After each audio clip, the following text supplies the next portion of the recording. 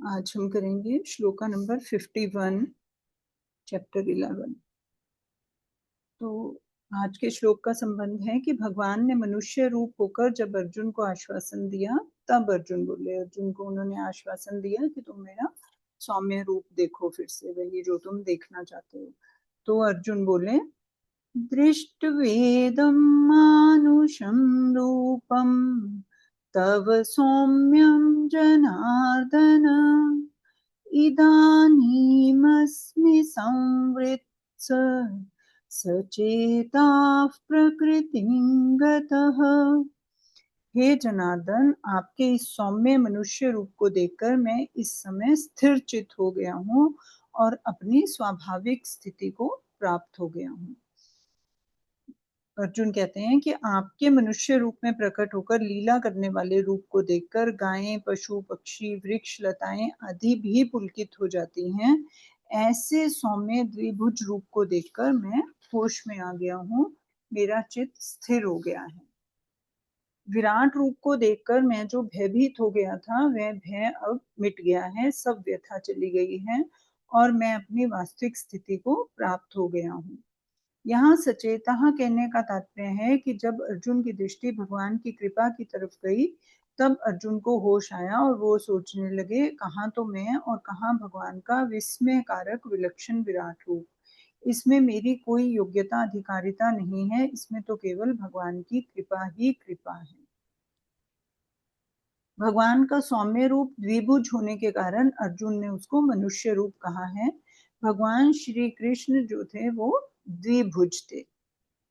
आप सबके आदि निर्गुण और प्रकृति से अतीत भगवान ही आधे अंग से द्विभुज कृष्ण और आधे अंग से चतुर्भुज विष्णु के रूप में प्रकट हुए हैं। द्विभुज कृष्ण राधिकापति हैं और चतुर्भुज विष्णु जो हैं वो लक्ष्मीपति हैं। कृष्ण गोप गोपियों से आवृत होकर गोलोक में और विष्णु लक्ष्मी के साथ पार्षदों सहित वैकुंठ में स्थित हैं। वे कृष्ण और विष्णु दोनों सब प्रकार से समान अर्थात एक ही हैं। तात्पर्य यह है कि द्विभुज रूप कृष्ण, चतुर्भुज रूप विष्णु और सहस्त्रभुज रूप विराट रूप तीनों एक ही समग्र भगवान के रूप हैं। अर्जुन की कृतज्ञता जब भगवान ने देखी तो उसका अनुमोदन करते हुए भगवान कहते हैं, श्री भगवानुवाच सुदुर्दर्शम इदं रूपं दृष्ट्वानसि यन्मम देवा अप्यस्य रूपस्य नित्यं दर्शनकाङ्क्षिणः। श्री भगवान बोलते हैं, मेरा यह जो चतुर्भुज रूप तुमने देखा है, इसके दर्शन अत्यंत ही दुर्लभ हैं। देवता भी इस रूप को देखने के लिए नित्य लालायित रहते हैं। यहाँ सुदुर्दशम पद चतुर्भुज रूप के लिए ही आया है, विराट रूप या द्विभुज रूप के लिए नहीं आया। कारण कि विराट रूप की तो देवता भी कल्पना क्यों करने लगे, और मनुष्य रूप जब मनुष्यों के लिए सुलभ था, तब देवताओं के लिए दुर्लभ कैसे होता। इसलिए सुदुर्दशम पद से भगवान विष्णु का चतुर्भुज रूप ही लेना चाहिए, जिसके लिए देव रूपम और स्वमक रूपम पद आदि आए हैं। तो इस रूप को जिसकी इसमें भगवान ने व्याख्या की है कि मेरा रूप दुर्लभ है, वो चतुर्भुज रूप के बारे में भगवान कह रहे हैं। भगवान ने कहा कि मेरा यह जो चतुर्भुज रूप है, इसके दर्शन बड़े ही दुर्लभ हैं।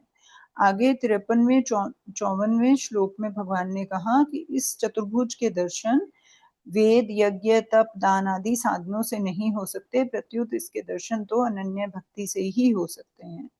अब यहाँ एक शंका होती है कि देवता भी इस रूप के दर्शन की नित्य आकांक्षा रखते हैं, फिर उनको दर्शन क्यों नहीं होते, जबकि भगवान के दर्शन की नित्य लालसा रहना अनन्य भक्ति ही है।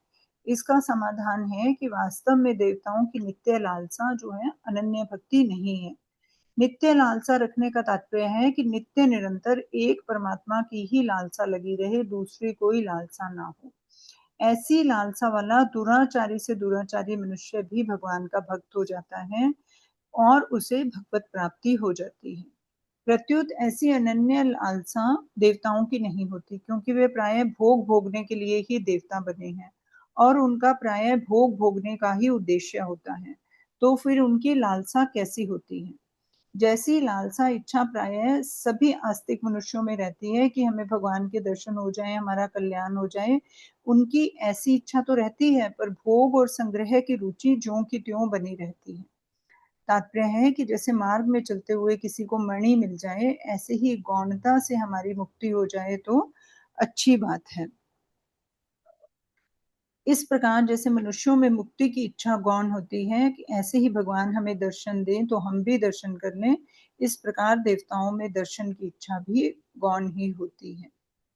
देवता लोग हम इतने ऊंचे पद पर हैं, हमारे लोक शरीर और भोग दिव्य हैं, हम बड़े पुण्यशाली हैं, अतः हमें भगवान के दर्शन होने चाहिए, ऐसी कोरी इच्छा ही करते हैं।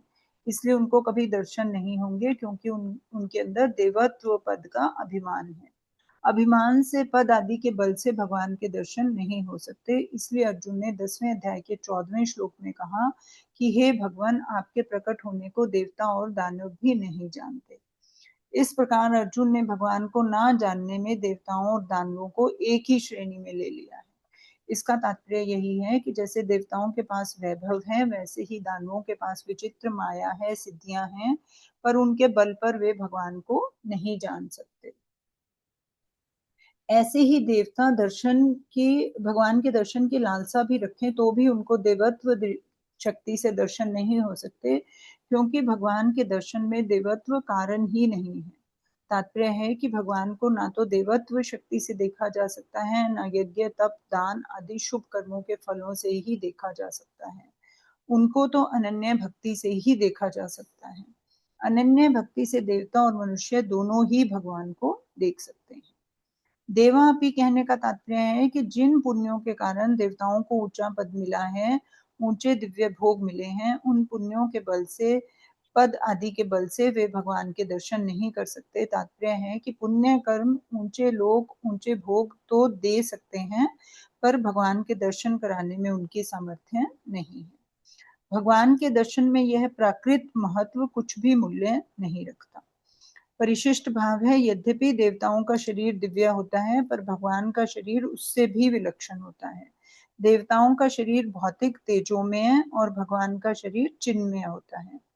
भगवान का शरीर सच्चित आनंदमय, नित्य, अलौकिक और अत्यंत दिव्य होता है। अतः देवता भी भगवान को देखने के लिए लालायित रहते हैं। जैसे साधारण लोगों में नए नए स्थान देखने का शौक रहता है, ऐसे ही देवताओं में भगवान को देखने का शौक है, प्रेम नहीं है।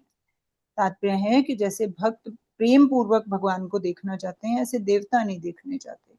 इसलिए भगवान प्रेमी भक्तों के तो अधीन है, लेकिन वो देवताओं के अधीन नहीं आते, क्योंकि भगवान प्रेम के अधीन आ जाते हैं, इच्छाओं के अधीन नहीं आते कि शौक पूरा करने के लिए नहीं भगवान दिखाई देते। तो पूर्व श्लोक में अपनी कही हुई बात को भगवान आगे के श्लोक में पुष्ट करते हैं। न अहम वेदैर्न तपसा न दानेन न चेज्जया शक्य एवं विधो द्रष्टुम दृष्टवानसि मां यथा। जिस प्रकार तुमने मुझे देखा है, इस प्रकार चतुर्भुज रूप वाला मैं ना तो वेदों से, ना तप से, ना दान से और ना ही यज्ञ से देखा जा सकता हूँ। तुमने मेरा चतुर्भुज रूप मेरी कृपा से ही देखा है। तात्पर्य है कि मेरा दर्शन मेरी कृपा से ही हो सकते हैं, किसी योग्यता से नहीं हो सकते। यह एक सिद्धांत की बात है कि जो चीज किसी मूल्य से खरीदी जाती है, वह चीज उस मूल्य से कम मूल्य की होती है। जैसे कोई दुकानदार एक घड़ी 100 रुपए में बेचता है, तो वास्तव में उसने वह घड़ी कम मूल्य में ली है, तभी वह 100 रुपए में देता है। इसी तरह अनेक वेदों का अध्ययन करने पर, बहुत बड़ी तपस्या करने पर, बहुत बड़ा दान करने पर, बहुत बड़ा यज्ञ अनुष्ठान करने पर भगवान मिल जाएंगे, ऐसी बात नहीं। कितनी ही महान क्रिया क्यों ना की जाए, कितनी ही योग्यता संपन्न क्यों ना की जाए, उसके द्वारा भगवान खरीदे नहीं जा सकते। वे सब के सब मिलाकर भी भगवत प्राप्ति का मूल्य नहीं हो सकते, क्योंकि वो अमूल्य है।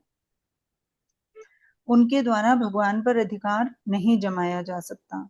अर्जुन ने इसी अध्याय के 33वें श्लोक में साफ कहा है कि त्रिलोकी में आपके समान और कोई भी नहीं है, फिर आपसे अधिक हो ही कैसे सकता है। तात्पर्य है कि आपसे अधिक हुए बिना आप पर अधिकार नहीं किया जा सकता, और आपसे अधिक तो कोई है ही नहीं है। सांसारिक चीजों में तो अधिक योग्यता वाला कम योग्यता वाले पर आधिपत्य कर सकता है, अधिक बुद्धिमान कम बुद्धिमान पर अपना रौब जमा सकता है, अधिक धनवान निर्धनों पर अपनी अधिकता प्रकट कर सकता है, परंतु भगवान किसी बल बुद्धि योग्यता व्यक्ति वस्तु आदि से खरीदे ही नहीं जा सकते।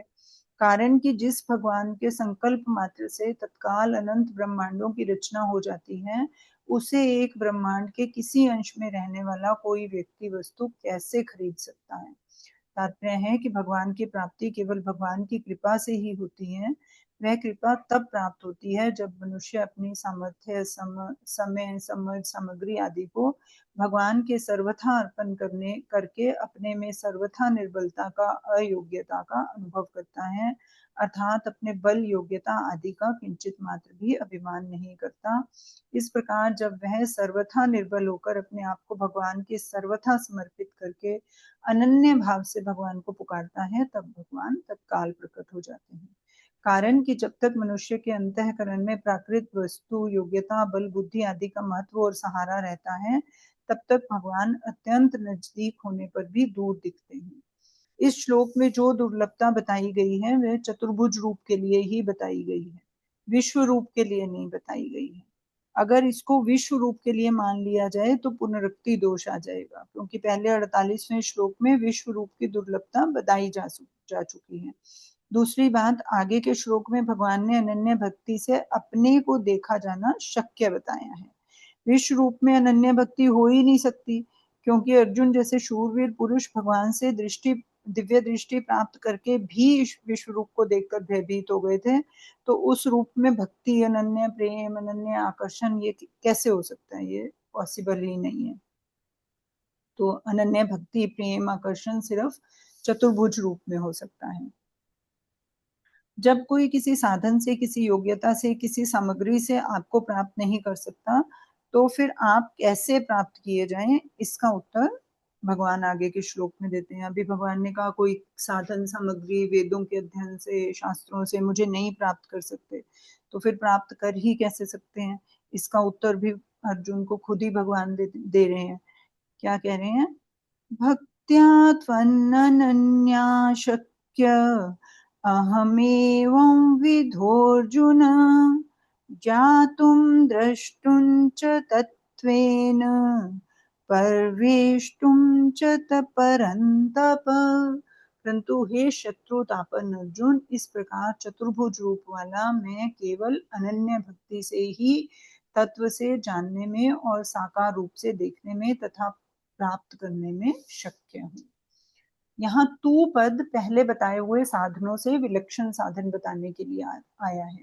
भगवान कहते हैं कि हे अर्जुन, तुमने मेरा जैसा शंख, चक्र, गदा, पद्मधारी चतुर्भुज रूप देखा है, वैसा रूप वाला मैं यज्ञ, दान, तप आदि के द्वारा नहीं देखा जा सकता, प्रत्युत अनन्य भक्ति के द्वारा ही देखा जा सकता है। अनन्य भक्ति का अर्थ है केवल भगवान का ही आश्रय, भगवान का ही सहारा लेना।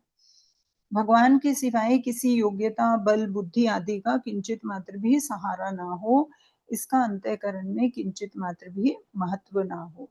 यह अनन्य भक्ति स्वयं से ही होती है, मन, बुद्धि, इंद्रियों आदि के द्वारा नहीं। तात्पर्य है कि केवल स्वयं की व्याकुलता पूर्वक उत्कंठा हो, भगवान के दर्शन बिना एक क्षण भी चैन न पड़े, ऐसी जो भीतर में स्वयं की बेचैनी है, वही भगवत प्राप्ति में खास कारण है। इस बेचैनी में, व्याकुलता में अनंत जन्मों के अनंत पाप भस्म हो जाते हैं। ऐसी अनन्य भक्ति वालों के लिए ही भगवान ने कहा है, जो अनन्य चित्त वाला भक्त नित्य निरंतर मेरा चिंतन करता है, उसके लिए मैं सुलभ हूँ। और जो अनन्य भक्त मेरा चिंतन करते हुए उपासना करते हैं, उनका योग क्षेम में वहन करता हूँ। अनन्य भक्ति का दूसरा तात्पर्य यह है कि अपने में भजन स्मरण करने का, साधन करने का, उत्कंठा पूर्वक पुकारने का जो कुछ सहारा है, वह सहारा किंचित मात्र भी ना हो। फिर साधन किस लिए करना है? केवल अपना अभिमान मिटाने के लिए, अर्थात अपने में जो साधन करने के बल का भान होता है कि साधन के बल पर मैं अपना उद्धार कर लूंगा, उसको मिटाने के लिए ही साधन करना है। तात्पर्य है कि भगवान की प्राप्ति साधन करने से नहीं होती, प्रत्युत साधन का अभिमान गलने से होती है। साधन का अभिमान गल जाने से साधक पर भगवान की शुद्ध कृपा असर करती है, अर्थात उस कृपा के आने में कोई आड़ नहीं रहती और उस कृपा से भगवान की प्राप्ति हो जाती है। ऐसी अनन्य भक्ति से ही मैं तत्व से जाना जा सकता हूँ, अनन्य भक्ति से ही मैं देखा जा सकता हूँ और अनन्य भक्ति से ही मैं प्राप्त किया जा सकता हूँ। ज्ञान के द्वारा भी भगवान तत्व से जाने जा सकते हैं और प्राप्त किए जा सकते हैं, पर दर्शन देने के लिए भगवान बाध्य नहीं है वहां, है ना। ज्ञान से क्या होगा, जान सकते हैं भगवान को, पा सकते हैं भगवान को, लेकिन भगवान दर्शन दें जिस रूप में हम उनको पूजना चाहते हैं या जिस रूप में हम चाहते हैं, ऐसा भगवान करने के लिए बाध्य नहीं है। लेकिन भक्ति में भगवान जो है बाध्य हो जाते हैं, भक्त के पीछे पीछे चलते हैं। अगर भक्त चाहेगा दर्शन दे मुझे इस रूप में, तो भगवान को देना ही पड़ेगा, उनके ऊपर बंधन हो जाता है भक्ति में। ज्ञातुम कहने का तात्पर्य है कि मैं जैसा हूँ वैसा का वैसा जानने में आ जाता हूँ। जानने में आने का यह अर्थ नहीं है कि मैं उसकी बुद्धि के अंतर्गत आ जाता हूँ, प्रत्युत उसकी जानने की शक्ति मेरे से परिपूर्ण हो जाती है। तात्पर्य है कि वह मेरे को वासुदेव सर्वम और सत सच्चाहम इस तरह वास्तविक तत्व से जान लेता है। ये बुद्धि के बियॉन्ड की बात है। द्रष्टुम कहने का तात्पर्य है कि वह सगुण रूप से अर्थात विष्णु, राम, कृष्ण आदि जिस किसी भी रूप से देखना चाहे मेरे को देख सकता है। प्रवेशटुम कहने का तात्पर्य है कि वह भगवान के साथ अपने आपकी अभिन्नता का अनुभव कर लेता है अथवा उसका भगवान की नित्य लीला में प्रवेश हो जाता है। नित्य लीला में प्रवेश होने में भक्त की इच्छा और भगवान की मर्जी ही मुख्य होती है। यद्यपि भगवान के सर्वथा शरण होने पर भक्त की सब इच्छाएं समाप्त हो जाती हैं, तथापि भगवान की यह एक विलक्षणता है कि भक्त की लीला में प्रवेश होने की जो इच्छा है वो उसको पूरी कर देते हैं। केवल पारमार्थिक इच्छा को ही पूरी करते हैं ऐसी बात नहीं, किंतु भक्त की पहले जो सांसारिक यत किंचित इच्छा रही है उसको भी भगवान पूरा करते हैं। जैसे भगवत दर्शन से पूर्व की इच्छा के अनुसार ध्रुव जी को 36,000 वर्ष का राज्य मिला और विभीषण को एक कल्प का। भगवान को मिलने के बाद उनकी इच्छाएं खत्म हो गई थी, ये वाली इच्छा भी खत्म हो गई थी। ध्रुव जी की जो राजा बनने की इच्छा थी वो भी खत्म हो गई थी और विभीषण जी की भी इच्छा खत्म हो गई थी राज्य ग्रहण करने की, लेकिन फिर भी उनको भगवान की कृपा के कारण जो उनकी पहले की इच्छाएं थी जो समाप्त भी हो चुकी हैं वो भी मिल जाती हैं। तात्पर्य यह हुआ कि भगवान भक्त की इच्छा को पूरी कर देते हैं और फिर अपनी मर्जी के अनुसार उसे वास्तविक पूर्णता की भी प्राप्ति कराते हैं, जिससे भक्त के लिए कुछ भी करना, जानना और पाना शेष नहीं रहता।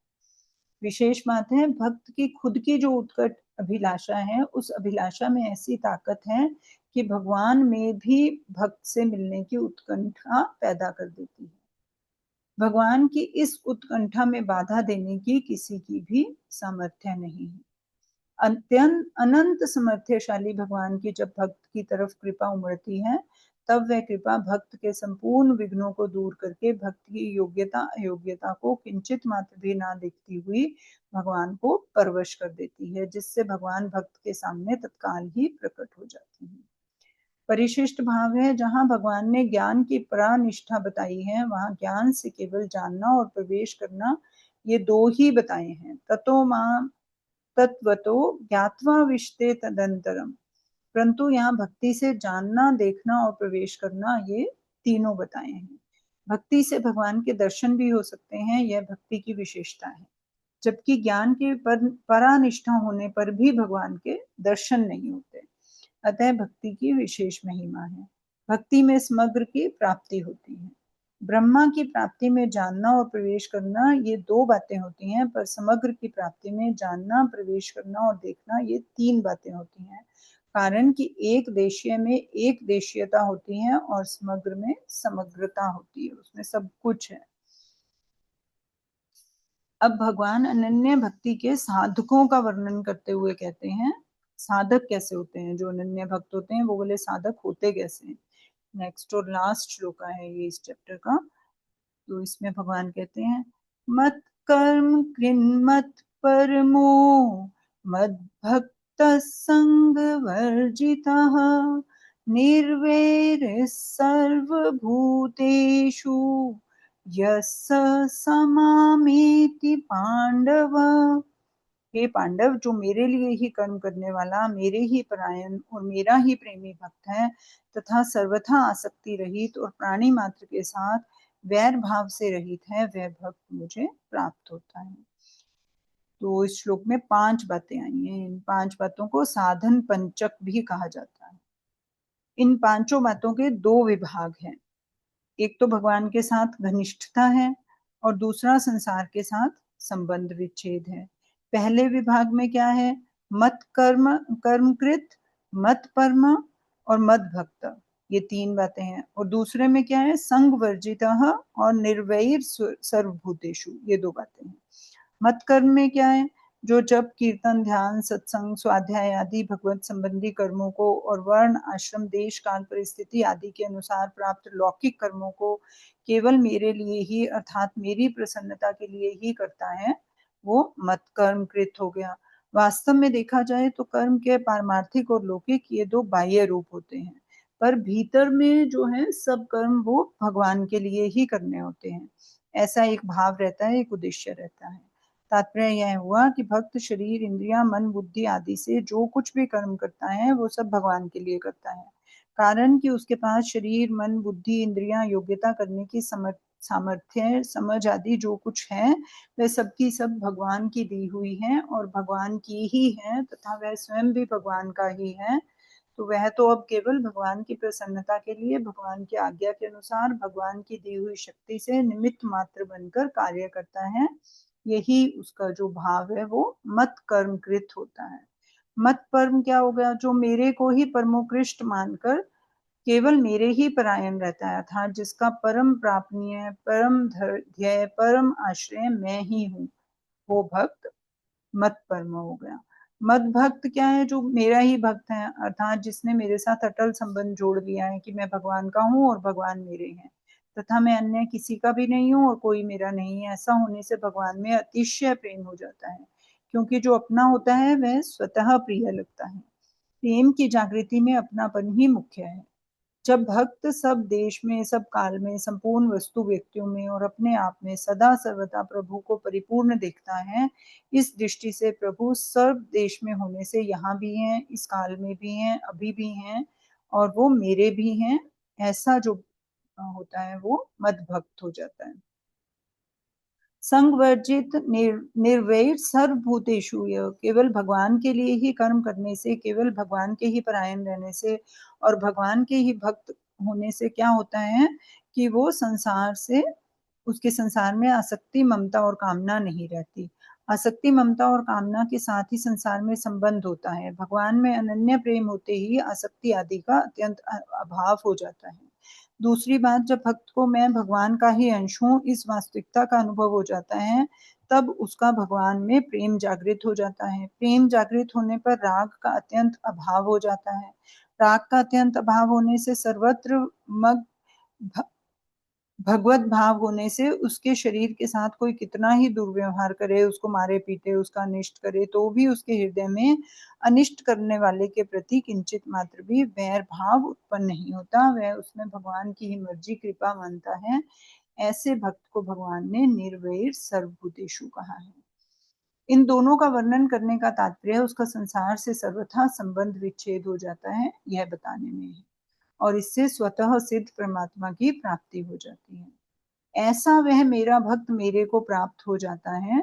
समामिति में तत्व से जानना, दर्शन करना और प्राप्त होना, ये तीनों बातें आ जाती हैं जो पीछे के श्लोक में बताई गई हैं। तात्पर्य है कि जिस उद्देश्य से मनुष्य जन्म हुआ है वह उद्देश्य परिपूर्ण हो जाता है। इसके विशेष बात क्या है? श्री भगवान ने 9वें अध्याय के अंत में कहा था, मन मना भव मद भक्तो मद्याजी माम नमस्कुरु मामे वेश्यसी युक्त युक्त युक्त वैवम आत्मनम मत परायणः। ऐसा करने पर भी भगवान के मन में यह बात रह गई कि मैं अपने रहस्य की सब बात किस तरह से, किस रीति से समझाऊं। इसी बात को समझाने के लिए भगवान ने 10वां और 11वां अध्याय कहा। जीव ने उत्पत्ति, विनाशशील और नित्य परिवर्तनशील प्रकृति और प्रकृति के कार्य, शरीर, संसार का सहारा ले रखा है, जिससे यह अविनाशी और नित्य परिवर्तनशील अपरिवर्तनशील भगवान से विमुख हो रहा है। इस विमुखता को मिटाकर जीव को भगवान के सम्मुख करने में ही इन दोनों चैप्टर्स का 10वें और 11वें का तात्पर्य है। इस मनुष्य के पास दो शक्तियां हैं, चिंतन करने की और देखने की। इनमें से जो चिंतन करने की शक्ति है उसको भगवान की विभूतियों में लगाना चाहिए। तात्पर्य है कि जिस वस्तु, व्यक्ति आदि में जो कुछ विशेष महत्ता, विलक्षणता, अलौकिकता दिखे और मन चला जाए, उस विशेषता को भगवान की वहां बनाकर, भगवान की मानकर वहां पर भगवान का चिंतन होना चाहिए। इसके लिए 10वां अध्याय हो गया विभूति योग। दूसरी जो देखने की शक्ति है उसको भगवान में लगाना चाहिए। जैसे कि भगवान के दिव्य अविनाशी विराट रूप में अनेक रूप हैं, अनेक आकृतियां हैं, ऐसे ही तरह तरह के दृश्य हैं। ऐसे ही संसार भी उस विराट रूप का एक अंग है और इसमें अनेक नाम, रूप, आकृति आदि के रूप में परमात्मा ही परिपूर्ण है। इस दृष्टि से सबको परमात्मा स्वरूप देखे, इसके लिए विश्व रूप दर्शन 11वां अध्याय हो गया। अर्जुन ने भी इन दोनों दृष्टियों के लिए 2 बार प्रार्थना की। 10वें अध्याय में कहा कि हे भगवान, मैं किन किन भावों से आपका चिंतन करूं। तो भगवान ने चिंतन शक्ति को लगाने के लिए विभूतियां बताई। 11वें में बोला कि मैं आपके रूप को देखना चाहता हूं, तो भगवान ने विश्व रूप दिखा दिया और दिव्य चक्षु भी दिए। तात्पर्य यह है कि साधक को अपनी चिंतन और दर्शन शक्ति को भगवान के सिवाय दूसरी किसी जगह पर खर्च नहीं करना चाहिए। अर्थात साधक चिंतन करे तो परमात्मा का ही करे और किसी को दिखे तो परमात्मा स्वरूप ही दिखे। जिस भक्ति से भगवान चतुर्भुज रूप से देखे जा सकते हैं, उस भक्ति का स्वरूप बताते हुए भगवान कहते हैं कि मनुष्य संसार से संबंध विच्छेद करके सर्वथा मेरे प्रायण हो जाए। यह स्थूल शरीर से भगवान के प्रायण होना मत कर्म कृत, मत परम से सूक्ष्म तथा कारण शरीर से भगवान के परायण होना है। मद भक्त से स्वयं के भगवान के परायण होना है, क्योंकि मैं भगवान का हूँ और भगवान मेरे हैं। समामेति पदों से समग्र की प्राप्ति बताई गई है। ओम तत्सदिति श्रीमद्भगवद्गीतासु उपनिषत्सु ब्रह्म विद्यायां योगशास्त्रे श्रीकृष्णार्जुन संवादे विश्वरूप दर्शन योगो नामेकादशो ध्यायः। ओम श्री कृष्णार्पणमस्तु। तो इस तरह हमारा जो है 11वां अध्याय पूर्ण हो गया आज। इसमें 3 मिनट है हमारे पास अभी। किसी को 11वें अध्याय के बारे में कुछ इसमें सार में कुछ 1 और 2 लाइन में टेक अवेज शेयर करने हैं तो 12वां अध्याय हम मंडे से शुरू करेंगे।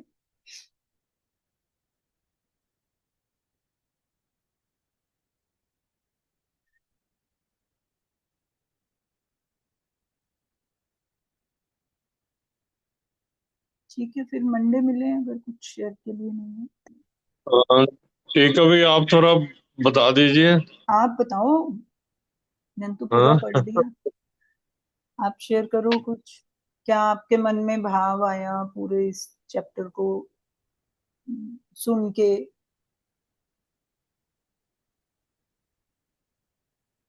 बेसिकली ये तो पढ़ना होता है ना, लेकिन इससे अगर हमारे मन में कुछ ऐसा अहोभात उठे सुनने के बाद और हम उसको ऐसा माने कि हम ये करेंगे, तो वो हमारे लिए टेक अवे बन जाता है ना। तो हम्म। पढ़ तो हम बहुत बार लेते हैं, लेकिन कि उसमें से कोई बात, एक बात हमें क्लिक कर जाती है जो रह जाती है, जिसको हम प्रैक्टिकली अप्लाई कर पाते हैं लाइफ में। तो ऐसा कुछ इस चैप्टर में, पूरे चैप्टर में अगर आपको कोई ऐसी एक एक बात लगी हो कि हम कर सकते हैं इसको।